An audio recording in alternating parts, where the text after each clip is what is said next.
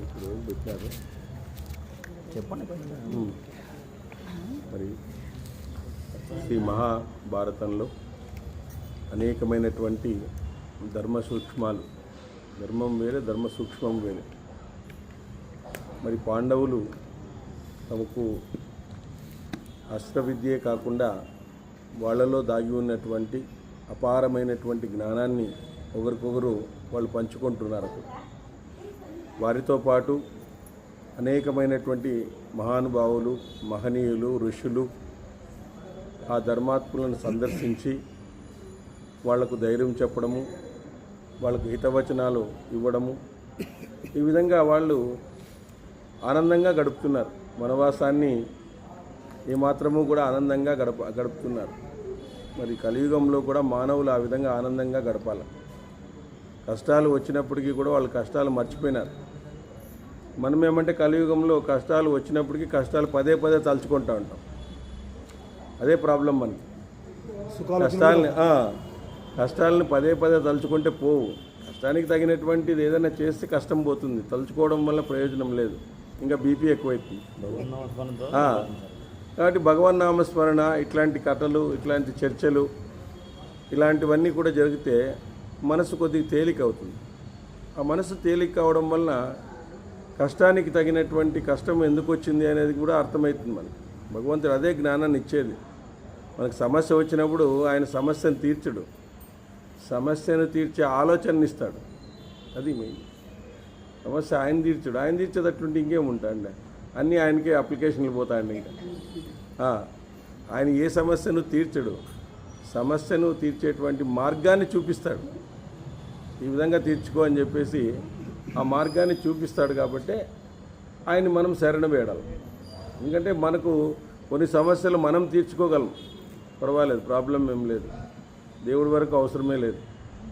కొన్ని సమస్యలు పెద్దవాళ్ళు వాళ్ళు తీరుస్తారు, అది అవసరం లేదు.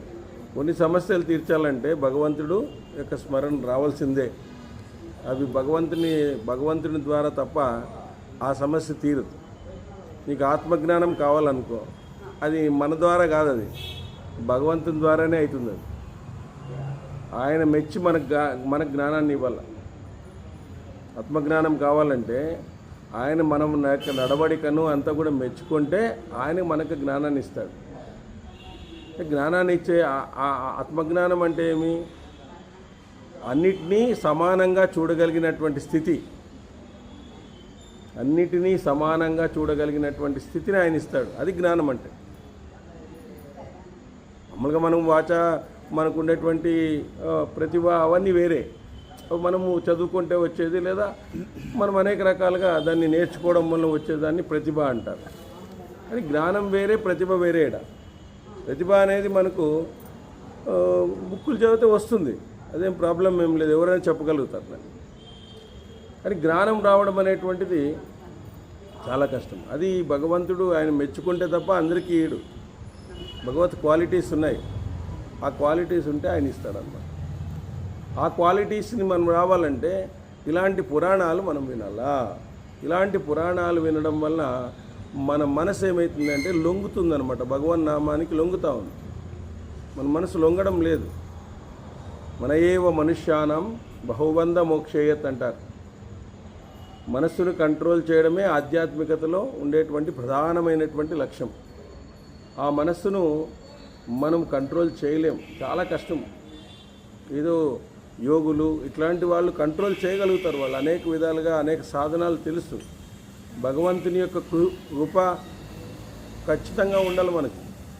భగవంతుడు దయదలిస్తేనే మనకు మనసును కంట్రోల్ చేయడము, ఆత్మ నియంత్రణ ఉండడం అనేటువంటి జరుగుతుంది. అంటే ఆ భగవంతుని ఆ మనసుని కంట్రోల్ చేసినాడు అనుకో, ఇంకేం అవసరం లేదు, ఆయన ఇవ్వాల్సిన పని లేదు, అన్నీ మనకు తెలిసిపోతాయి. ఆ మనసుని ఎప్పుడైతే మనం కంట్రోల్ చేయగలుగుతామో, నియంత్రణ చేయగలుగుతామో, ఫోకస్ చేయగలుగుతామో, అప్పుడు మనకు భగవంతుడు మన యొక్క పూర్వజన్మ ఇవన్నీ కూడా మనకు తెలుస్తాయి. అప్పుడు మనము ఆనందంగా ఉంటామన్నమాట. అన్నీ తెలిసిపోతుంది, మన యొక్క పుట్టుక రహస్యమే తెలిసిపోతుంది. ఆ పుట్టుక రహస్యం తెలిసిపోవడం వల్ల మనం ఏమవుతామంటే ఆనందంగా ఉండడం జరుగుతుంది. కాబట్టి భగవంతుని మనం మెప్పించాలి. ఆయన అంత తొందరగా మెచ్చుకునేటువంటి వాడు కాదు. దీపానికి ధూపానికి మెచ్చుకునేవాడు కాదు ఆయన. దీపానికి ధూపానికి ప్రదక్షిణకి ఏ దానికి ఆయన అంత ఈజీగా పడ్డాయన. అంత ఈజీగా పడ్డాడైతే మేము దీపాలు తీసుకొని తిరుగుతా అంటే అందరూ 10 దీపాలు అంత ఈజీగా దొరికేవాడు కాదు ఆయన. కాబట్టి ఆ మనసును నియంత్రణ చేయడానికి కావాల్సినటువంటి అవన్నీ సాధనాలు. దీపాలు ధూపాలు మంచిది కాదని ధూపది ఇప్పుడు షోడశోపచారంలో వాళ్ళు 16 వస్తువులు ఉన్నప్పుడు ధూపం అంటే ఏమి, దీపం అంటే ఏమి మళ్ళీ ఉంది అర్థం. దీపం అంటే దీపమే కాదు, దీపానికి ఒక అర్థం ఉంది, ధూపం అంటే ఒక అర్థం ఉంది. దానికి 16 రకాల సేవలు, 16 రకాల సేవలు దీపం అనే దానికి అర్థం ఉంది. దీపం ఎందుకు పెట్టాలా ఆయనకి, ధూపాన్ని ఎందుకు వెలిగించాలా, పుష్పాలు ఎందుకు వేయాలా, నమస్కారం ఎందుకు చేయాలా, ప్రధానికి అర్థం ఉంది. ఆ తెలుగునట్టు మనం ఊరికే అది. ఇప్పుడు దీపం అనేటువంటిది చూడండి నిటారుగా నిలబడుతుంది, అంటే ఊర్ధ్వముఖ చలనం అనమాట. చూడు, ఒక దీపాన్ని వెలిగిస్తే ఈ దీపం ద్వారా కొన్ని వేల దీపాలు వెలిగించుకోవచ్చు. అంటే ఏమి, దీపం అనేది ఆత్మకు గుర్తు. అది నీలో దీపం ప్రతిఫలిందనుకో, నీ ద్వారా ఆ 10 మంది రెడీ చేయించింది. దానికి అర్థం ఉంది. ఆ తెలుగును పైపైన చెప్పుకుంటే చెప్పుకుంటూ పోతా ఉంటుంది. దీపానికి అంటే ఊర్ధ్వముఖ చలనం ఎప్పుడు కూడా ఇది పైకి చూస్తూనే ఉంటుంది అనమాట. అంటే మన యొక్క దీన్ని ఊర్ధ్వముఖ చలనంలోకి తీసుకుపోవాలా అని చెప్తుంది దీపం అనేటువంటిది. మనము మన మనస్సును ఊర్ధ్వముఖంగా తీసుకుపోవాలా, అప్పుడు మనకు మనసు కంట్రోల్ అవుతుంది. మనం ఊర్ధ్వముఖంగా తీసుకొని పోము దాన్ని. అది దీపం యొక్క గుర్తు అనమాట. దీపానికి అదే విధంగా గుర్తు. ఇక్కడ రాజా వ్యాధుడు పక్షులను, అంటే ధర్మవ్యాధుడు అనుకుంటారు కదా, ఇది చూస్తాండి. అది ధర్మవ్యాధుడేనా? వేటగాడ. అదే రాజా వ్యాధుడు పక్షులను చంపుతాడు. ఈ ప్రత్యేకమైన హింస అధర్మం యొక్క స్వరూపము. ప్రాణుల పట్ల అహింస కలిగి ఉండడం ధర్మము. కామం వలన లోభం వలన ధర్మం యొక్క స్వభావాన్ని తెలియజాలడు. అట్టి బుద్ధిహీనుడు ఇహ పరలోకాల్లో ప్రాణులన్నింటినీ చంపదగినటువంటి వాడు. రాజా, ఈ విషయం నీకు బాగా తెలుసు. ధనం చేత భోగ్య వస్తువులను సమకూర్చుకోగలం. ధనానికి కారణమైన దాన్ని నువ్వు ఎరుగుదవు. ధనం వలన పొందే కార్యసిద్ధిని గురించి కూడా నువ్వు ఎరుగుదవు అని చెప్తున్నాడు. ఎవరెవరితో మాట్లాడుతున్నారు? భీముడు ధర్మరాజుతో చెప్తున్నాడు. సో ఇక్కడ ధర్మము, ప్రాణుల పట్ల అహింస కలిగి ఉండడము ధర్మం. కామం వలన లోభం వలన ధర్మం యొక్క స్వభావం మనకు తెలియదు. చూడండి, ఇప్పుడు మనకు ధర్మం యొక్క స్వభావం ఎందుకు తెలియడం లేదు? కామం వలన తెలియడం లేదు. కామ క్రోధ లోభ మోహ మదమశ్చర్యాలకు ఎప్పుడైతే మనం లోనైతామో అప్పుడు ధర్మం అనేది అధర్మం అనేటువంటిది మనకు తెలియదు. దాన్ని కోల్పోతాం మనం. ఏది ధర్మము ఏది అధర్మము అనేటువంటిదే మనకు తెలియకుండా పోతాం. హింసను చేయడం వల్ల, కోపంగా ఉండడం వల్ల, కామంగా ఉండడం వల్ల, క్రోధంగా ఉండడం వల్ల మనకు ధర్మం అనేటువంటి దాన్నే మనము పాటించాలనేటువంటిది మన మనసులోకి రాదు. ఎప్పుడు కూడా ఇప్పుడు రావణాసుడు చూసుకోండి, ఆయన కామం వల్ల ఇదైనాడు. క్రోధం వల్ల దుర్వాసుడు చాలా సఫర్ అయినాడు. ఆయన క్రోధం వల్ల ఆయన ఒక సఫర్ అయినాడు. లోభం వల్ల దుర్యోధనుడు, ఆ మత్సరం వల్ల దుర్యోధనుడు ఇదైనాడు, మత్సరం వల్ల. కాబట్టి ఒక్కొక్కరు ఒక్కొక్క దానికి బానిస అయిపోయి ఎంత కష్టాలు అనుభవించినారు వాళ్ళు. అదే కామం అనేటువంటిది లేకుండా పోతే రావణాసురుడు గొప్పవాడు అయ్యేవాడు. కాబట్టి అంత చెడ్డది అని చూపించడానికి రావణాసురుడు యొక్క పాత్రను అక్కడ సృష్టించినారు. ఇక్కడ ఎప్పటికైనా కూడా అవి ధర్మాన్ని తెలుసుకోలేవు అని చెప్పేసి, ధర్మం ఆయనకు తెలుసు కానీ ధర్మాన్ని ఆచరించాలని తెలియదు. దుర్యోధనుడు అంటాడు, నాకు అన్నీ తెలుసు మీరు చెప్పేది. విదురునితో అంటాడు, అన్నీ నాకు తెలుసు కానీ నేను పాటించను అంటాడు. నాకు అన్నీ తెలుసు, ధర్మసూక్ష్మాలు ధర్మాలు అన్నీ తెలుసు, నువ్వు చెప్పినవన్నీ నాకు కూడా బాగా తెలుసు, కానీ నేనేం పాటించాలంటే నాకు ఇష్టం లేదు అంటాడు. నాకేం పాటించాలని ఇష్టం లేదు అంటాడు. ఇష్టం వేరే, ధర్మం వేరే. ఇష్టం వచ్చిందంతా ధర్మం కాదు, ఇష్టం వేరే, ధర్మం వేరే. కాబట్టి ఇష్టం వచ్చిందన్నంతా మనం మనకి ఇష్టమైందంతా ధర్మం అనకూడదు. ధర్మం అనేటువంటిది ధర్మాన్నే ఇష్టపడాలా. ధర్మం అనేది ఒక చట్రంలో ఉండాలి. మనం ఒక చట్రంలో, ధర్మచట్రంలో ఉన్నప్పుడే భగవంతుని యొక్క చట్రంలో మనం ఉంటాము. భగవంతుడు మన క్షేమాన్ని కోరుతాడు. ధర్మానికి ఆయన ప్రతినిధి, ఆయనకి ధర్మ పక్షపాతి అని చెప్పేసి ఆయనకి బిరుదుంది. ధర్మానికి పక్షపాతి ఆయన. ధర్మం ఉండే చోట భగవంతుడు ఉండే ఉంటాడు. కాబట్టి ఆ ధర్మం అనేటువంటిది, ధర్మ సూక్ష్మాన్ని ప్రతి ఒక్కరూ తెలుసుకోవాలంటే ఇట్లాంటి ప్రవచనాలు వినాల. పెద్ద పెద్ద వాళ్ళు పాండవులు తమ యొక్క జ్ఞానాన్ని పంచుకుంటున్నారు. ఒకరికొకరు పంచుకొని వాళ్ళలో ఉండేటువంటి జ్ఞాన సంపదను పెంచుకుంటున్నారు. మనం ఏదో సపోజ్ ఎక్కడన్నా మనకు 2 రోజులు 3 రోజులు శిక్ష చేసినాం అనుకోండి, హాయిగా ఆడ కూర్చొని తిరుగుతూ ఉంటాం ఊరికే. కానీ వాళ్ళు ఆ విధంగా శిక్షగా భావించలేదు దాన్ని. వనవాసాన్ని వాళ్ళు అవకాశంగా భావించినారు. వనవాసాన్ని వాళ్ళు అవకాశంగా భావించి ఆ అవకాశం ద్వారా అనేకమైనటువంటి ధర్మ సూక్ష్మాలను తెలియజేసినారు. వేదవ్యాసుడు అంత అందంగా చిత్రీకరించినాడు దాన్నంతా కూడా. ఈ కలియుగంలో ఇలాంటి మానవులు కొంతమందైనా ఉండాలా. సత్యయుగానికి రేపు పొద్దున వారసులు కావాలంటే ఏం చేయాలా? ఎవరిని పెడతావు చెప్పండి? కలియుగంలో ఎవరినన్నా పెట్టేకుందా? ఎవడు చూసినా మోసగాడు, ఎవడు చూసినా దారి దోపిడి దొంగలు, ఎక్కడ చూసినా మోసము, నమ్మించి మోసం చేసేవాళ్ళు కొంతమంది అయితే, భయపెట్టి మోసం చేసేవాళ్ళు కొంతమంది అయితే, అనేక రకాలైనటువంటి ఒక్కొక్క రకమైనటువంటి నమ్మించి గొంతు కోసేవాళ్ళు కొంతమంది అవుతారు.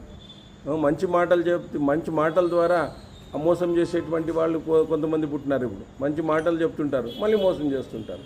సో ఇట్లాంటి వాళ్ళని ఎట్లా నమ్మే? సత్యయుగానికి వీళ్ళు ప్రతినిధులా? వీళ్ళు ఏమన్నా చెప్పండి. మన ఎమ్మెల్యేలు అయితే ప్రాబ్లం లేదు, ఎవరన్నా కావచ్చు. మనకి ఎమ్మెల్యేలు అనుకోండి, ఎవరన్నా కావచ్చు. డబ్బులు ఉండేవాడు, అంగబలం ఉండేవాడు, అర్ధబలం ఉండేవాడు, ఎవడైనా కావచ్చు. కానీ సత్యయుగానికి ప్రతినిధులను చేయాలంటే కలియుగం నుంచే ఎగురుతా అన్నాడు భగవంతుడు. ఎవరెవరు ఉన్నారు, ఎవరెవరు ధర్మపరులు ఉన్నారు, ఎవరు జ్ఞానులు ఎవరు సంపాదిస్తున్నారు, జ్ఞానం వైపు ఎవరు తిరుగుతున్నారు. ఎందుకంటే ప్రవచనాలు అందంగా చెప్పేవాళ్ళు ఉండొచ్చు, అందంగా చెప్పేటువంటి వాళ్ళు ఉండొచ్చు, ఆచరించి చెప్పేవాళ్ళు ఉండొచ్చు, అనుభవంతో చెప్పేవాళ్ళు ఉండొచ్చు. కానీ భగవంతుడు ఎవరికి ఓటేస్తాడు? ఆచరించి చెప్పేవాళ్ళకే ఓటేస్తాడు. ఆచరించి చెప్పేవాడికి విలువ ఎక్కువ అంట. ఆచరించి చెప్తే దానికి విలువ చాలా ఉంటుంది. అట్లాంటి మాటలు చాలా గోల్డెన్ వర్డ్స్గా తయారవుతాయి. అందంగా చెప్పేవాళ్ళు దండిగా ఉన్నారు, చాలామంది ఉన్నారు. కాబట్టి అందంగా చెప్పడమే కాకుండా మనం ఆచరించి చెప్పాలా. అనుభవంతో ఆచరించి అందమైనటువంటి దాన్ని చెప్తే భగవంతుడు దాన్ని ఇష్టపడతాడు అని చెప్పేసి ఇక్కడ ఈ విధంగా తెలియజేస్తున్నాడు. మరి అట్లాంటి బుద్ధిహీనుడు ఇహపర లోకాల్లో ప్రాణులున్నటికీ చంపదగినటువంటి వాడు. రాజా, ఈ విషయం నీకు బాగా తెలుసు. ధనం చేత భోగ్య వస్తువులను సమకూర్చుకోలం. ధనానికి కారణమైన దాన్ని నువ్వు ఎరుగుదవు. ధనం వల్ల పొందే కార్యవృద్ధిని గురించి కూడా నువ్వు ఎరుగుదవు. ధనం లేకపోయినా ఉన్న ధనాన్ని కోల్పోయినా స్త్రీ మున్నగు ధనం జనావరణాలు నశించిన అట్టి మనుష్యుని దశను అనర్థమని భావిస్తారు. ప్రస్తుతం ఆ స్థితి మనలో ఉన్నది. ఈరోజు ధనం లేకపోయినా ఉన్న ధనాన్ని కోల్పోయినా స్త్రీ మున్నగు ధనం జరా మరణాలచే నశించిన, జరము అంటే వృద్ధాప్యం, మరణాలచే నశించిన అట్టి మనుష్య దశ అనర్థమని భావిస్తాను. అంటే ధనం అనేటువంటిది మనము ఉండి కూడా ఈరోజు కోల్పోయినాం. అందరూ కూడా మనం ఎంతో ధనవంతులుగా ఉండి కూడా ఈరోజు మనం కోల్పోయినాం. అనేక సంపదను, ఐశ్వర్యాన్ని అంతటినీ కూడా మనం కోల్పోయినాం. ప్రస్తుతం ఆ స్థితిలో మనం ఉన్నాం. ఈరోజు ఉన్నదాన్ని పోగొట్టుకునేసినాం మనమందరూ కూడా. కాబట్టి జరామరణాలచే నశించిన ముసలితనం వలన అది నశించినప్పటికీ కూడా ఆ విధమైనటువంటి దీంట్లో ఉన్నాం. 5 ఇంద్రియాలకు మనోబుద్ధులను ఆయా విషయాల్లో ప్రవర్తించేటప్పుడు కలిగిన ప్రీతినే కామం అంటారని నా అభిప్రాయము. 5 ఇంద్రియాలు ఉన్నాయి మనకు. జ్ఞానేంద్రియాలు 5, కర్మేంద్రియాలు 5, మనసు, బుద్ధి, అహంకారం. ఇవన్నీ కూడా మనిషిని చక్కదిద్దేటువంటి మార్గాలు. కాబట్టి ఇక్కడ 5 ఇంద్రియాలకు మనోబుద్ధులు ఆయా విషయాల్లో ప్రవేశించేటప్పుడు మనకు ప్రీతి కలగడాన్ని కామం అంటారు. మనకు ఇష్టమైనటువంటి చోట మనం మనిషి పోవచ్చు, కానీ మనసు పోకూడదు. ఇష్టమైన చోట మనిషి పోవచ్చు, కానీ మనసు పోకూడదు అన్నమాట. మనసును మనం స్థిరంగా పెట్టుకోవాలి. మనసును ఎప్పుడు కూడా మనం స్థిరంగా పెట్టుకుంటే తప్ప మనము ప్రతిదాన్ని ఇష్టమైనటువంటి చోటుకంతా మనిషి పోతే, కానీ మనసు కూడా పోయిందనుకోండి, అప్పుడు చాలా ప్రమాదం అవుతుంది. అది కామంగా మారుతుంది. మనిషికి ఆ కామం అనేటువంటిది ఈరోజు చోటుకి మనసు పోయిన చోటుకి మనిషి పోదు. కాబట్టి మనము ఇక్కడ ప్రీతి అంటారు. అది కర్మలకు ఉత్తమమైనటువంటి కామం అంటారు నా అభిప్రాయం.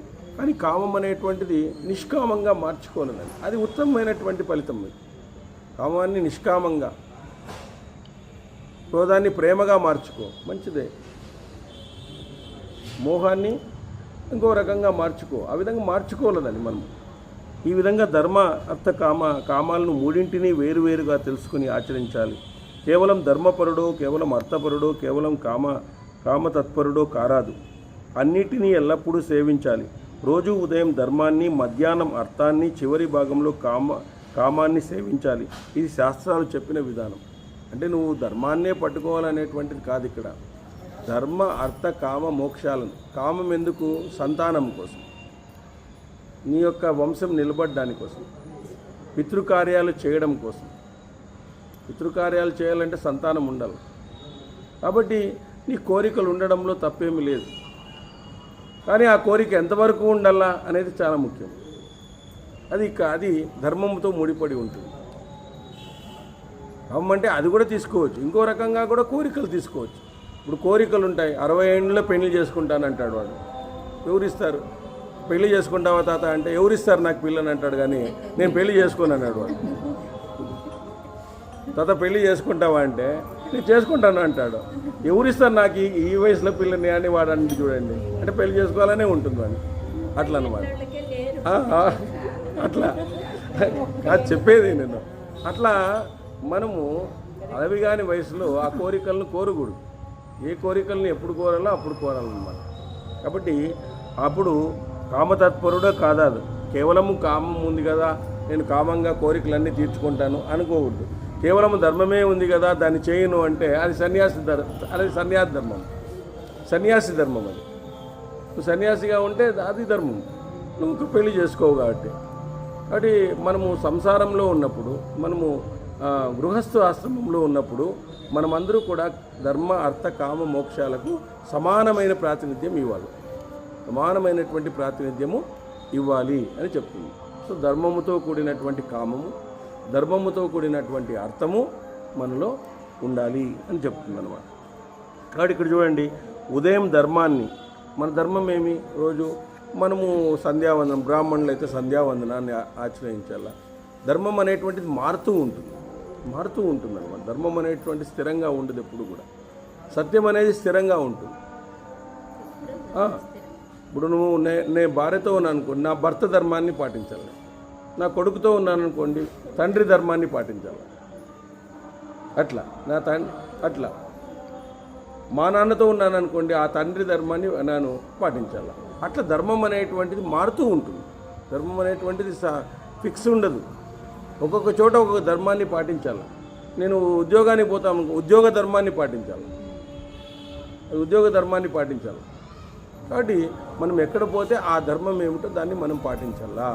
అప్పుడు మనము సమానంగా ఉన్నట్టుంటుంది. కాబట్టి ఉద్యోగ ధర్మాన్ని, మనం యొక్క భర్త ధర్మాన్ని, తమ్ముడి యొక్క ధర్మాన్ని, అన్న భ్రాతృ ధర్మాన్ని, ఇట్లా ధర్మం అనేటువంటిది మారుతూనే ఉంటుంది. కాబట్టి ఆ మారుతున్న పరిస్థితులకు అనుగుణంగా నువ్వు ప్రవర్తిస్తూ ఉండాలా అని చెప్తారు ఇక్కడ. కాబట్టి ఇక్కడ వయోవస్థలలో పూర్వభాగంలో కామాన్ని చూడండి. మీరు ఎప్పుడు వయోవస్థలంలో పూర్వభాగంలో కామాన్ని, మధ్య భాగంలో ధనాన్ని చూడండి. మంచి మీరు 30 years అట్లా వచ్చినప్పుడు అక్కడ ధనాన్ని ఆర్జించాలి. తర్వాత అంతిమ భాగంలో ధర్మాన్ని పట్టుకో. అంతిమ భాగాన్ని అంటే ధర్మముతో ఆచరించి ఆ ధర్మాన్ని పట్టుకోవాలి. ఆ ధర్మాన్ని పట్టుకొని నువ్వు ఉండాలి. అంటే ఇక్కడ సంపాదించమని చెప్పి అధర్మంతో సంపాదించమని చెప్పలే. నీకు వీలైతే ఎంత అయితే అంత ఉందో అంత ధర్మంగా నువ్వు దాన్ని తీసుకో. అంతిమ విషయంలో నువ్వు ధర్మాన్ని పాటించు అని చెప్తా. అంతిమ కాలంలో ధర్మాన్ని పాటించు అని అక్కడ చెప్పడం జరిగింది. భీముడు మమ్మల్ని తీసుకొని వచ్చి ఇక్కడ పెట్టినావు, మేము వానప్రస్థం చేపిస్తా ఉన్నావు, లాస్ట్లో ఉన్నావు అని చెప్పేసి భీముడు అక్కడ బాధపడుతున్నాడు. నీ వలన మేము జూదమాడి మేము వచ్చేసినాము, నువ్వు రాజ్యం ఏలే సమయంలో ఈ విధంగా నువ్వు జూదం 40 నుంచి 45 ఏళ్ళ వయసు ఉంది సార్. ఆ టైంలో బాగా రాజ్య పరిపాలన చేసి వాళ్ళు బాగా ఆర్జన చేసి పరిపాలన చేసిన టైం ఇది. అవునవును. తీసుకొచ్చిన మమ్మల్ని ఇక్కడ బలవంతంగా వానప్రస్థం చేయిస్తున్నారు. వృద్ధులు చేసే పని చేయిస్తున్నారు. అంతే కదా. అది ఇప్పుడు ధర్మాన్ని పాటించడం అంటే వయోవృద్ధులు చేసేటువంటి పనే. ధర్మంగా మనం ఉండడము, దాన్ని ఆచరించడము, మళ్ళీ ధర్మంగా ఉండడము, రెండూ ఉండాల. ధర్మాన్ని ఆచరించాలా. క్షత్రియులు కాబట్టి అక్కడ రాజ్యపాలన చేయాలి వాళ్ళు. కరెక్ట్. రాజ్యపాలన చేసేది వచ్చిన అడవుల్లో అడవుల్లో పారేసినావు కదా. అంతే. మోక్షాన్ని ఇప్పుడు చేస్తాం. మోక్షాన్ని ఇక్కడ చేస్తాం. బలపరాక్రమం ఉండేవాళ్ళు మేము, అన్నింటిలోనూ ఆరుదేరిన వాళ్ళు మమ్మల్ని తీసుకొచ్చి కనుగోలు తినిపిస్తుంది. అంతే కదా. ఆయన భీముడు యుద్ధం చేసే వయసులో ఆయన పోయి అక్కడ ఉండమంటే, అడవిలో ఉండమంటే, ఇప్పుడు అందులో ఇంకోటి వాళ్ళు ఓడించి వీళ్ళని ఓడించింటే అది వేరే విషయం. వాళ్ళు మోసంతో వీళ్ళని జయించినారు, కపటంతో జయించినారు.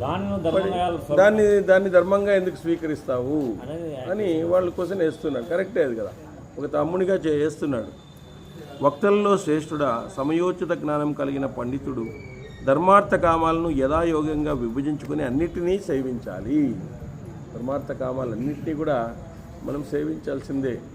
అది ఎప్పుడెప్పుడు ఏది అవసరమో అప్పుడప్పుడు మనము దాన్ని చేయాలి. ధర్మము అనేటువంటిది పాటించరా, అది ధర్మం అనేటువంటిది పాటించాలా, అర్థం అనేటువంటిది సంపాదించాలా, కామం అనేటువంటిది కొన్ని రోజులు సంతానం కోసం మనకు అది కోరికలతో పాటు అవి కూడా ఉంటుందన్నమాట. అదొకటే అని కాదు. యథాయోగ్యంగా విభజించుకుని అన్ని రాజా, నిరతిశయ సుఖాన్ని కోరుకునే వారికి మోక్షము మిక్కిలి శ్రేయస్కరం. కురునందన, త్రివర్గ ప్రాప్తికి అయినచో ధర్మార్థ కామాలను ఉపాయంతో కూడిన బుద్ధిని ఆశ్రయించి పొందాలి. అందువల్ల శీఘ్రంగా కార్యం ఆచరించి సిద్ధిని పొందుదాం. ఈ రెండింటి మధ్యలో ఉన్న జీవితము అతురుని జీవితం వలె దుఃఖమవుతున్నది. ఇప్పుడు మనము ధర్మార్థ కామాలను కాకుండా ఊరికే లాస్ట్లో మోక్షాన్ని అనుభవించాలని వచ్చేసినాము. సో మనం ఈ విధంగా నిరర్థకమవుతా ఉంది. మన వనవాసం అంతా కూడా పూర్తిగా నిరర్థకమవుతా ఉంది అని చెప్తున్నాడు. నేనిప్పుడు ధర్మాన్ని ఆచరిస్తూ ఉంటావని, నువ్వెప్పుడూ ధర్మాన్ని ఆచరిస్తూ ఉంటావని నాకు తెలుసు. ఈ విషయం తెలిసి కూడా నీ స్నేహితులు నిన్ను పురుషార్థం కొరకు ప్రేరేపిస్తారు. మహారాజా, ఇహపరాల్లో దానము, యజ్ఞము, సత్పురుషులను గౌరవించడము, వేదాధ్యయనము, రుజువర్తనము, ఈ ధర్మము ఉత్తమమైనటువంటిది, ఇది ప్రబలమైనటువంటిది కూడా. ఇహపరాల్లో మనం దానము చేయడం, తర్వాత యజ్ఞం అంటే మామూలుగా అప్పుడు కాలంలో యజ్ఞాలు వేరే, ఈ కాలంలో నామయజ్ఞం, జపయజ్ఞం, ఇవన్నీ కూడా యజ్ఞాలే. అదేవిధంగా సత్పురుషులను గౌరవించడం, తర్వాత వేదాధ్యయనం చేయడం, ఇదే వేదాధ్యయనం అంటే. రుజువర్తనం అంటే మంచి క్యారెక్టర్ కలిగి ఉండడం. ఈ ధర్మము ఉత్తమమైనది, ఈ ధర్మం ప్రబలమైనది కూడా. రాజ్యం ఉండాలి. సకాలంలో వర్షాలు పడకపోవడానికి కారణం కూడాను యజ్ఞయాగతి కథలు సరిగ్గా జరగడం లేదు. అది కూడా నామకావస్థ జరిపోతాను అంతేగాని సరిగా జరగడం లేదు యజ్ఞయాగతి కథలు. ఆ కాలంలో బాగా చేసేవాళ్ళు యజ్ఞయాగతి కథలు ఎక్కడ చూసినా జరిగేవి. ఇప్పుడు ఒక చోట జరిగిందంటే ఇంకా అయిపోయా, మళ్ళీ ఇప్పుడు జరిగేది. మరి ఈ ధర్మం కావాలంటే ధనం లేనివాడు ఆచరించడం సాధ్యం కాదు కదా. ఇప్పుడు దానం చేయాలా, ధనం లేనివాడు దానం ఎట్లా చేస్తాడు? వేదాధ్యయనం ఎట్లా చేస్తాడు? ఒక బ్రాహ్మణునికి సరైనటువంటి జీతం ఇవ్వలేదనుకోండి, అతను వేదాధ్యయనం ఏం చేస్తాడు? గుడిలో పూజారికి సరైనటువంటి జీతం ఇవ్వలేదనుకో, అతను వేదాధ్యయనం ఏం చేయాలి? ఒక పక్క భార్యా పిల్లల్ని పోషిస్తాడా, ఓ పక్క వేదాధ్యయనం చేస్తాడా, లేదా ఎవరికైనా వేదాధ్యయనం చెప్పడానికి ముందుకు వస్తాడా? అతను సంతృప్తిగా ఉంటే ఆయన చెప్పాలనిపిస్తాను, ఆయనే అసంతృప్తిగా ఉంటే ఇంకా ఉద్యోగానికి వెళ్ళిపోతాడు ఆయన. ఏంది లేపా ఇది ఎందుకు అని చెప్పేసి. సో కాబట్టి దానికి ధనం ఉండాల, దానికి రాజ్యం ఉండాల. ఏమన్నా చేయాలంటే రాజ్యం ఉండాలి కదా. అంతే కదా. ఇప్పుడు బ్రాహ్మణులకి గుడి మాన్యాలు ఉండేవి. మాన్యం అంతా ఎవరి చేతిలో ఉంటుంది? మేనేజ్మెంట్ వాళ్ళ చేతిలో ఉంటుంది. మాన్యం కూడా పూజారికి ఇవ్వాలి. నువ్వు మాన్యం ఉంటుంది, 20 ఎకరాలు 30 ఎకరాలు ఉండేది. అప్పుడు అగ్రహారాలని అవి బ్రాహ్మణులే రాసిచ్చిండేది, మళ్ళీ వేరే వాళ్ళేం కాదు. అప్పుడు కర్ణాలు రాసేవాళ్ళు, నీకు 20 ఎకరాలు తీసుకుంటే దేవాలయ ఆదాయం కోసం అందుకే ఇప్పుడు ఎండోమెంట్ ఆదాయం ఉంటే దాని కమిటీ ఉంటాయి. కాబట్టి కుడి అంతే పురోహితునికి పూర్తిగా ఇచ్చేయాలి పాపం. ఆయనకు పూర్తిగా ఇచ్చేస్తే ఆయన ఏమైనా చేయగలుగుతాడు. ఆయనకి ఏం చేయాలన్నా నిన్ను అడగాలంటే ఏం చేస్తారు? ఊదికట్టలు తేవాలంటే ఆయన అడగాల, ఆ దీపం పెట్టాలంటే ఆయన అడగాల. అది అందుకే సార్ ఇన్కమ్ సోర్స్ లేదు, ఇన్కమ్ సోర్సే లేదు మనకి. సోర్స్ లేనప్పుడు ఏం చేస్తాం? రిసోర్స్ లేదు. వీళ్ళు బ్రాహ్మణులు వీళ్ళ పిల్లలంతా ఇప్పుడు సాగుతారు. ఇప్పుడు రిసోర్స్ లేదు, కాదు రిసోర్స్ లేదు, సోర్సు లేదు, అట్లయిపోయింది పరిస్థితి. ఏం చేస్తారు చెప్పండి? దేవాలయాలన్నీ ఈరోజు అందంగా కట్టినారు, అద్భుతంగా కట్టినారు, కానీ ఒక అందమైన పురోహితుడు లేడు ఆడ. బాగా మంత్రాలు చెప్పేవాడు కానీ, నలుగురిని అట్రాక్ట్ చేసేవాడు కానీ, వేదాధ్యయనం చెప్పేవాడు కానీ ఎవరన్నా ఉన్నారా? వాళ్ళకి ఇచ్చే శాలరీ సరిపోదు, వాళ్ళు కడుపు నిండితే అన్నీ చదువుతారు. వేదాధ్యయనం చేయాలంటే వాళ్ళ కుటుంబానికి ఎటువంటి డోకా ఉండకూడదు. వాళ్ళ కుటుంబం అంతా బాగా చదువుకుంటూ ఉంటే వాళ్ళు బాగా చేస్తారు. రాజుల కాలమే బాగుంటుంది. రాజుల కాలంలో ఈ అగ్రహారాలు కట్టేసి పురోహితుల్ని వాళ్ళు సంరక్షణ చేసుకునేవాళ్ళు, మరి కాపాడుకునేవాళ్ళు. అక్కడ గుడి కట్టినారంటే దానికి వ్యవస్థ అంతా ఏర్పాటు చేసేవాళ్ళు. ఎందుకంటే గుడి వలన ఎంతో సమాజంలో సంస్కారం ఎక్కడి నుంచి వస్తుంది? గుడి నుంచే వస్తుంది. గుడి నుంచే సంస్కారం మొదలవుతుంది. బాగుపడుతున్నారు. మనకి బ్రాహ్మణులే నాకు దేవుళ్ళని కూడా చెప్తున్నారు. బ్రాహ్మణులు ఇప్పుడు ఏమైపోయినారంటే ఒక రకమైనటువంటి జాతిగా మిగిలిపోతున్నారు. వాళ్ళని సరిగా గౌరవించడం లేదు. అది అనేక రకాలైనటువంటి మార్పులు వస్తున్నాయి. అయినప్పటికీ కూడా బ్రాహ్మణులు చూడండి, వాళ్ళు ఎవరికి కూడా మోసం చేయడం లేదు. ఇప్పటి వరకు బ్రాహ్మణులు ఎవరో ఉండొచ్చేమో కానీ కొంతమంది, కానీ 99% బ్రాహ్మణులు మంచినే కోరుకుంటారు. పాపం సర్వే జనా సుఖినో భవంతు అని చెప్తారు. ఇప్పుడు కూడా గుళ్ళోకి పోతే సర్వే జనా సుఖినో భవంతు అని చెప్తారు. మరి ఆ విధంగా బ్రాహ్మణులు కాపాడుకోవాల్సింది, వేదాన్ని కాపాడుకోవాల్సింది. అంతో ఇంతో వేదం తెలిసిండేది వాళ్ళకే కదా. మరి వాళ్ళని మనం కాపాడుకోకపోతే సమాజంలో సంస్కారం చెప్పేవాళ్ళు ఎవరున్నారు? ఈరోజు కాలేజీల్లో స్కూల్లో చెప్పేవాళ్ళు లేరు. వాడిని పాఠం చెప్పాకే సరిపోతుంది ఆ సిలబస్ అంతా. ఇంక ఇంట్లో చూస్తావా, ఆయన సెల్ ఫోన్, ఏమి సీరియల్, ఎవరు చెప్తారు? గుడిలో చూస్తావా, ప్రసాదాలకు పోటీ అంతే తప్ప ఇక్కడ ప్రసాదం అనేది పంచేది లేదు. ప్రసాదాలకే పోటీ. ఇంకేం చెప్తారు? ఎక్కడ పిల్లలు నేర్చుకుంటారు? మళ్ళీ మైక్ తీసుకుంటారు, పిల్లలంతా చాలా సంస్కారంగా ఉండాలా అని చెప్తారు. మళ్ళీ మైకుల్లో ఊరికే క్రమశిక్షణ ఉండాలా, అది ఉండాలా, ఇది ఉండాలా అని చెప్తారు. ఎక్కడి నుంచి వస్తుంది? ఎవరైనా పిల్లలకి ఇది తప్పు, ఇది రైటు అని చెప్తే కదా. ఇది రైటు, ఇది తప్పు అని చెప్పేసి పిల్లలకి చిన్నప్పటి నుంచి ఇంట్లో ఉండేటువంటి తల్లిదండ్రులు, స్కూలుకు పోతే వీళ్ళు, ఇక్కడ వచ్చినప్పుడు పురోహితులు ఇటు చెబుతూ ఉంటే వాళ్ళలో క్రమశిక్షణ అనేటువంటిది వస్తుంది. ఎవరు చెప్పకపోతే పిల్లలు ఏమంటారు? వాళ్ళకి నచ్చింది వాళ్ళు చేసుకుంటున్నారు. వాళ్ళకి ఏది నచ్చిందో అది కరెక్ట్ అనుకుంటున్నారు. కాబట్టి అట్లాంటి వాతావరణము ఈరోజు తయారైంది. కాబట్టి ప్రతి ఒక్కరూ మేధావులందరూ కూడా వాళ్ళ జ్ఞానాన్ని పంచాల, పిల్లలకు పంచాల. ఇలాంటివన్నీ కూడా టెక్స్ట్ బుక్స్లో పెట్టాల. ఇలాంటివన్నీ కానీ మొన్న స్కాట్లాండ్లో మహర్షిని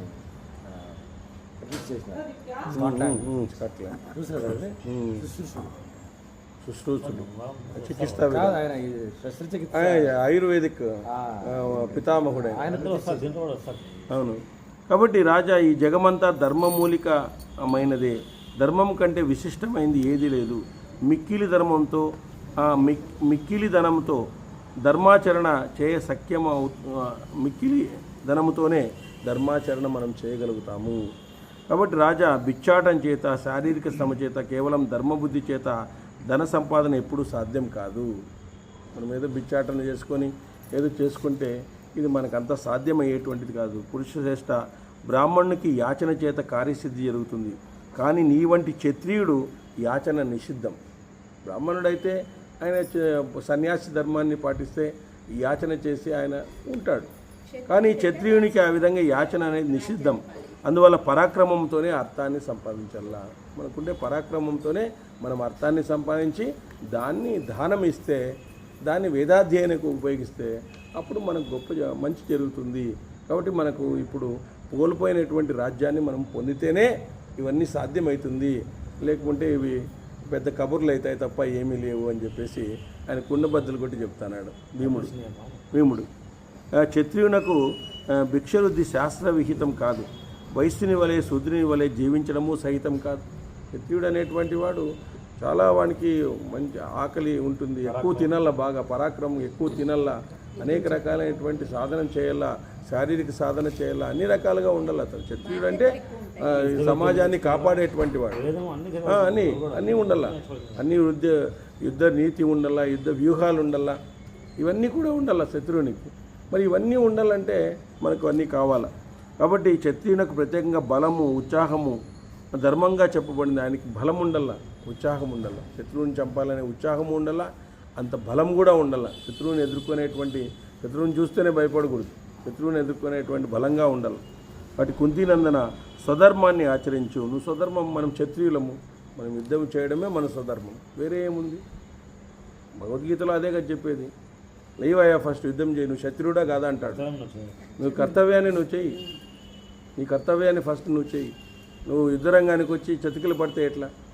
నీ కర్తవ్యం ఇక్కడ ఏమి? వాళ్ళు బాణాలు పట్టుకొని నిలబడినారు, ఇప్పుడు నేను యుద్ధం చేయను అంటావు, వాళ్ళు నిన్ను వేసి పారేస్తారు. మా తాత నిలబడినాడు, మా ముత్తాత ఉన్నాడు,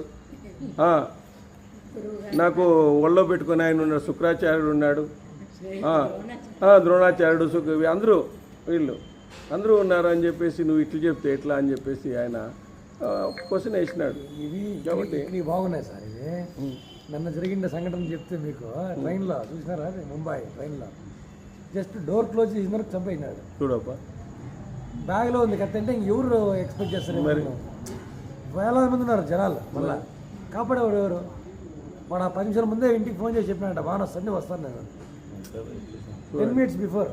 మరి వాడు లేడు, మళ్ళీ 10 minutes తర్వాత లేడు. ఎంత అసహనం చూడండి. చిన్న దానికి కూడా మనము ఉండడం. వాడు అంత రియాక్ట్ అయ్యేది కారణం ఏమంటే వర్షం పడుతుంది, డోర్ తెరినాడు, అంతే, ఇంకేమీ లేదు. ఆ నీళ్ళు ఎగురుతుంది, డోర్ క్లోజ్ చేయమన్నాడు, ఇంతే. ఈ 2 నిమిషాల్లో జరిగింది సంఘటన. చిన్న గొడవకే చిన్న విషయాలకి అప్సెట్ అయిపోతున్నారు, అనవసరంగా గొడవలకు దిగుతున్నారు, సహనాన్ని కోల్పోతున్నారు. ఇవి ఫౌండేషన్ అనేది సార్ స్కూల్ కాలేజీలో రావాలి ఇవి పిల్లల్లో. ఇప్పుడు అవి రాకుండా పోతే చాలా ఇబ్బంది అవుతుంది. మేము ఇప్పుడు ప్రేయర్ స్టార్ట్ చేసినాం, అక్కడ పిల్లలకి ప్రేయర్ చెప్పిస్తాం, రోజు భగవద్గీత ఒక శ్లోకం చెప్పిస్తాం, కొన్ని మాటలు చెప్తాన్నాం రోజు పిల్లలకి, రోజు చెప్తున్నాం. ఏదో ఒక సంఘటన, ఏదో ఒకటి చెప్పడము. ఇంకోటి కూడా మీరు ఎన్ని చెప్పినప్పుడు కూడా మీరు చెప్పిన విషయాలు కరెక్ట్ లేదు, తప్పని కాదండి. ఇది వాళ్ళు నడవడికి కూడా ఇంట్లో ఆ విధంగా ఉంటే అక్కడ ఫౌండేషన్ పడుతుంది. ఇంట్లో దానికి వ్యతిరేకంగా ఉందనుకో ప్రయోజనం లేదు. మీరు చెప్పి ప్రయోజనం. అవునవును, అప్పుడప్పుడు పేరెంట్స్ పిలిపిస్తున్నాము, అది చెప్తున్నాం పిల్లలకి, అది కూడా చేస్తున్నాం. అన్ని రకాలుగా ఇప్పుడుండే పిల్లల్ని చూస్తే చాలా ఇదైపోతుంది, బాధ. ఎప్పుడో కొన్ని 10 ఏళ్ళ క్రితం ఉండే పిల్లల్ని ఇప్పుడు ఉండే పిల్లల్ని చూస్తే సార్ కూడా తెలిసి ఉంటుంది. అనేక మార్పులు సంస్కారంలో ఈ సినిమా యాక్టర్స్ ఎట్లా తయారైనారంటే ఎంత చిన్న లవ్లు ఇట్లాంటివి దాన్ని ప్రేరేపించడం, చిన్న పిల్లలకే అట్లాంటివన్నీ ప్రేరేపించడం వలన అవన్నీ ఇంపాక్ట్ అవుతున్నాయి. అవంతా పాపం వాళ్ళకి, ఊరికే కాదు. సినిమా యాక్టర్ని నరకాన్ని పిలిచిపోయినారంట, స్వామి నేను ధర్మం చేసినానంత చేసినావంటే నువ్వు యాడ్స్ అన్నీ వేసినావు, ఆ యాడ్స్లో అందరూ తప్పుడు ప్రచారం చేసినావు కాబట్టి 10 లోపలికి అని చెప్పినారంట. జ్యూసులు వాడు తాగడు, అందరినీ తాగమని చెప్తాడు. వాడు తాగలేదు, వాడే తాగుతాడు. ఇట్లాంటివన్నీ నార్కోటిక్స్ ఇవన్నీ చెప్పినావు కదా, 10 వెళ్ళిపో అని చెప్పి. నువ్వు ఆ విధంగా సంపాదించిన దాంతో ధర్మం చేసినా వేస్టే. గాలి జనార్దన్ రెడ్డి పెద్ద కిరీటం ఇచ్చా, అది పట్టలేదంట అసలు స్వామికి, పక్కన పెట్టినారు. అది గాలి జనార్దన్ పెద్ద వజ్రాలకి లోపల బారే, అది పట్టలేదంట, పెట్టేకపోతే పట్టలేదంట స్వామి.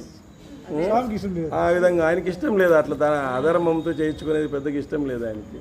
కాబట్టి ఆ విధంగా ఉంటుందన్నమాట. కాబట్టి అప్పుడప్పుడు రిపీట్ చేస్తారు దాంట్లో క్షమాగుణం ఇవన్నీ కూడా చెప్తారు. సహనము ముందు వచ్చింది, అది కూడా చెప్పి పోయినా నేను. అవునవునవును, అవన్నీ కూడా చదవడం వల్ల దాని రిజల్ట్స్ ఎట్లుంటాయి అనేది చదువుతా ఉంటే వాడు ఆ టైంలో అట్లా అవుతాడు, కూల్ అవుతాడు. ఏ దాంట్లో క్షమాగుణం గురించి చెప్పినప్పుడు క్షమాగుణం కలిగిన వానికి బ్రహ్మదేవుడే పూజ చేస్తాడు. మరి ఎంత మంచి గుణం అది, ఓర్పు కలిగి ఉండడము, క్షమాగుణాన్ని కలిగి ఉండడం. ఏమైందంటే ఈరోజు ఇవన్నీ కూడా ఒక కుటుంబం అంటేనే తల్లిదండ్రి పిల్లలు అనుకున్న ఎగ్జాంపుల్, పిల్లలు చేసిన పని తండ్రి తెలిసేది, తండ్రి చేసిన పని పిల్లలు తెలిసేది. పూర్వ రోజులు అట్లా కాదు, ఎవరే పని చేస్తే అందరికీ తెలిసేది. ఇప్పుడు అట్లా కాదు, వాడు ఏం చదువుతున్నాడో, వాడు ఏం పని చేస్తున్నాడో, వాడు ఎక్కడ పోతున్నాడో ఏం తెలుసు. ఈ కాలంలో తల్లి తండ్రి అన్న ఊరు నుంచి వస్తా అంటే పరిగెత్తిపోయి ఆలింగనం చేసుకునేటువంటి వాళ్ళు ఈరోజు వాళ్ళు మాట్లాడడానికే భయపడుతున్నారు. కొడుకు దగ్గర తల్లి మాట్లాడడానికి భయపడతారు. కొడుకు దగ్గర తల్లి మాట్లాడడానికి, పెద్దవాడైన కొడుకు దగ్గర తల్లి మాట్లాడడానికి భయపడతాను, తండ్రి మాట్లాడడానికి భయపడుతున్నాడు. మరి ఎక్కడ పోయింది మరి ఇట్లాంటి సంబంధాలు? మరి మానవ సంబంధాలు ఈ విధంగా కుటుంబంలోనే ఈ విధంగా ఉంటే ఇంకా బయట ఎట్లా ఉంటాయి చెప్పండి? ఎట్లుంటాయి చెప్పండి? కాబట్టి ఇక్కడ కుంతీనందన స్వధర్మాన్ని ఆశ్రయించు, నీ మీదికి వచ్చిన శత్రువులను సంహరించు. నా ద్వారా అర్జునుడి ద్వారా దాత్ర రాష్ట్ర వనాన్ని నాశనం చేయి, ఇంక వాళ్ళని నాశనం చేస్తాం మనమందరూ కూడా అని చెప్తున్నాడు. విద్వాంసులైన మహామనుష్యులు దానశీలాన్ని ధర్మంగా చెప్పారు. అందువల్ల అట్టి దానశీలాన్ని పొందు. నువ్వు ఇటువంటి దయనీయ స్థితిలో ఉండడము మాత్రము నాకు తగదు అని ఘంటాపదంగా భీముడు చెప్తున్నాడు. అట్లలో ఉండేటువంటి రాజేంద్ర, సనాతన ధర్మాలు నువ్వు ఎరుగుదువు. నువ్వు కఠోర కర్మలు చేసి క్షత్రియ కులంలో పుట్టావు. క్షత్రియ జాతికి జనులంతా భయపడతారు. అందువల్ల నీ అభిభాజ్యాన్ని కర్తవ్యంగా భావించు. కాబట్టి మనకు అందరూ భయపడతారు. సో మనం కావాల్సింది చేయొచ్చు. మన శత్రువులను మనం నాశనం చేయొచ్చు, శత్రువులను భయపెట్టచ్చు. మనం ఈరోజు మన యొక్క బలగం ద్వారా శత్రువులను నాశనం చేయొచ్చు. ప్రజాపాలన ధర్మం వలన పొందిన ఫలం నీకు గుర్తింపు తగింది కాదు. ఇది ఈశ్వరుని చేత నీకు విహితమైన సనాతన ధర్మం. చూడండి, ఈరోజు నువ్వు యుద్ధం చేయడము పరమేశ్వరుడు ఇచ్చినటువంటి వరం నీకు. క్షత్రియంగా ఉండేటువంటి వాడు కుంతీనందన, ఈ ధర్మం నుంచి తప్పుకోవడం వలన లోకంలో అపహాస్య పాలవుతావు. అపహాస్యమే. మనము రాజులై ఉండి కూడా మనము యుద్ధం చేయకుండా పోతే మనం అపహాస్య పాలమవుతాము. కాబట్టి మానవులకు స్వధర్మాన్ని విడవడం ప్రశంసనీయం కాదు. గురునందన, హృదయాన్ని క్షత్రియోచితమైన ఉత్సాహంతో కొరిపి ఈ శిథిలమైన మనస్సును విడిచిపెట్టి పరాక్రమాన్ని ఆశ్రయించి దురంధరుడైనటువంటి యుద్ధ పురుషునిలా యుద్ధ భారాన్ని వహించు. యుద్ధము తీసుకునేటువంటి భారాన్ని వహించు. క్షత్రియుడి విధంగా ఉండకూడదు అని చెప్పేసి ఆ విధంగా మహారాజా కేవలం ధర్మాత్ముడైన పార్థివుడు ఎవరూ కూడా ఈ పృథ్వీని జీవించలేడు. ఐశ్వర్యం కానీ రాజ్యపాలన కానీ పొందలేడు. వేటగాడు ఎరచూపి ఆశపడే మృగాలను మోసంతో పట్టుకున్నట్లుగా. ఇప్పుడు చూడండి, మనము ధర్మము అని మనం చెప్పవచ్చు, కానీ మనము ధర్మము నిలబెట్టడానికి మనం వాడిని చంపాల్సిందే. ధర్మం నిలబెట్టాలంటే మనం చంపాల్సిందే. కాబట్టి మనము ధర్మో రక్షతి రక్షితః, కానీ మనము ధర్మానికి వ్యతిరేకంగా ఉండే వాళ్ళని వదలకూడదు. ఇంక మనం వాళ్ళని వదిలితే వాడు గుంపు తయారు చేసుకుంటాడు. మళ్ళీ వానికి బలం ఎక్కువైపోతుంది. ఈరోజు మనకి ఎందుకు ఈ విధంగా తయారైంది? ధర్మాన్ని 20% పాటిస్తే 80% అధర్మాన్ని పాటిస్తున్నారు. వాళ్ళదే ఎక్కువైపోయింది. అదే ధర్మం అయిపోయింది. మనిషి అంటే మోసం చేసేవాడు అనేటట్లు అయిపోయింది. మనిషి అంటే మోసం చేయాలా, 4 మాటలు చెప్పి సంపాదించాలా, లేదా మోసం చేసి సంపాదించాలా, భయపెట్టి సంపాదించాలా. ఇదే మానవ నైజం అనేటువంటి వాళ్ళు కూడా ఉన్నారు. కాబట్టి మనము ఆ విధంగా వేటగాడు ఎరచూపి ఆశపడే మృగాలను మోసంతో పట్టుకున్నట్లుగా. ఇప్పుడు వేటగాడు మృగాన్ని పట్టుకోవాలనుకోండి, దానికి ఆశ పెడితే తప్ప మృగాన్ని పట్టుకోలేడు. ఇప్పుడు చేపలు పట్టుకోవాలనుకో, తనకు వచ్చే గాలానికి చిన్న పురుగు వేయాల్సిందే. జింకను పట్టుకోవాలనుకో ఈ సంగీతాన్ని పెట్టాల్సిందే. ఏనుగును పట్టుకోవాలనుకో గుంతం తవ్వి కొద్దిగా దాని మీద గడ్డేయాల్సిందే, అది పోయే రూట్లో. లేకుంటే పట్టుకోవడం సాధ్యం కాదు. వాటిని అవి నిన్ను పట్టుకుంటాయి లాస్ట్కి. కాబట్టి ఇక్కడ వేటగాళ్ళు ఎరచూపి ఆశపడే మృగాలను మోసంతో పట్టుకున్నట్టుగా రాజు శత్రువుల పట్ల కుటిల నీతిని ప్రయోగించి రాజ్యాన్ని పొందాలి. మనం శత్రువుల దగ్గర శత్రువులుగానే ఉండాల. ధర్మం మాట్లాడకూడదు మన దగ్గర. మనకి ఏమైనా అవమానమైందనుకోండి, మనము వాడిని కసి తీర్చుకోవాల్సిందే, ఊరికే ఉండకూడదు. కాబట్టి ధర్మము అంటే అది గాంధీ మహాత్ముడు కాలంలోనే వెళ్ళిపోయింది, ఇప్పుడు లేదు. కాబట్టి ఆ విధంగా మనము వాడు అధర్ముడైతే మనం వాడిని ఏ విధంగానే కూడా చంపడానికి ప్రయత్నించాల, వదలకూడదు వాడిని. వాటితో ధర్మం పాటించలేము. ఇప్పుడు మీరు పెళ్ళికి నాన్ వెజ్ తినొద్దు అని కూర్చోబెట్టి చెప్పండి, ఎలకొచ్చిందని టక్కని పట్టుకుంటున్నాను. నువ్వు ఎంతైనా చెప్పు దానికి, దాని స్వభావం అదే. నువ్వు నాన్ వెజ్ తినొద్దు అంటే ఇదే పరిస్థితి అయ్యిండేది. ఇప్పుడు దానికి నాన్ వెజ్ తినేటట్టు చేయాలా, ఏదో ఒకటి చేయాలి దానికి, అంతేగాని మనము దానికంతా ఉపదేశాలు చెప్పుకుంటూ పోతే, ఇప్పుడు ఒక దుష్టిని కూర్చోబెట్టి ఉపదేశాలు చెప్తే చాలా కష్టం, వాడు మారడు, వినడు వాడు. ఇప్పుడు ఇక్కడికే ఎంతమంది వస్తారో చెప్పండి. ఒక 2 ఏళ్ళ నుంచి 3 ఏళ్ళ నుంచి జరుగుతుంది. ఇక్కడ ఉండే 500 ఇండ్లు ఉన్నాయి. మరి ఎవరైనా 500కు ఒకరన్నా వచ్చినారు, ఊరు రాదు. ప్రసాదాలు పెడతామా అవన్నీ వచ్చేస్తారు. కాబట్టి ఆ విధంగా జంతువులను నెరవేర్చి చంపినట్లుగా భేదోపాయంతో జయించాలి. కాబట్టి నృకృప సోదరులు తమ కంటే పెద్దవారు, బలాధ్యులైన అన్ని విధాల సమర్థులైనటువంటి వారు అసురులను దేవతలను మోసగించి జయించినారు మహారాజా మహాభావం. ఈ విధంగా అన్నిటిపై అధికారం బలవంతుంది అని గ్రహించి కుటిల నీతిని ఆశ్రయించండి. కుటిల నీతిని కూడా మనం ఆశ్రయిస్తాము. ఆ విధంగా వీళ్ళందరినీ కూడా జయిస్తాము, ఇంకొక మార్గాన్ని అవలంబిస్తాము. ఈ విధంగా మనం కూర్చుంటే అయ్యలేదు అని చెప్పేసి అక్కడ చెప్పడం అనేటువంటి జరిగిందను. ఓం స్వస్తి. గోవింద ఇందిరారమణ గోవింద, లక్ష్మీరమణ గోవింద, జయ మంగళము నీకు సర్వేశ్వరా.